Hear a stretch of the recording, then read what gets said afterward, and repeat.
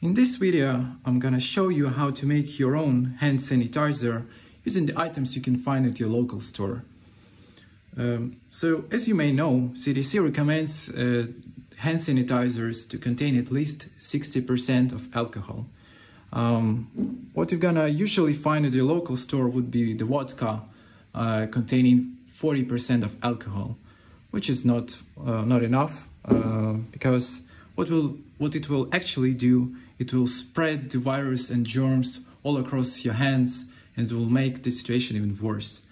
What you are gonna look for is for vodka which contains 80% of alcohol. With the mixture of aloe vera gel of 3:1, it will result in 60% of alcohol, which will still do just fine. So let's make this.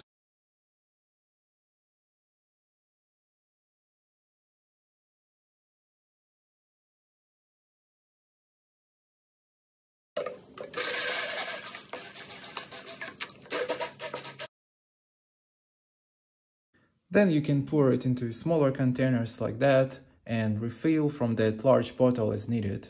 Thank you so much and stay safe.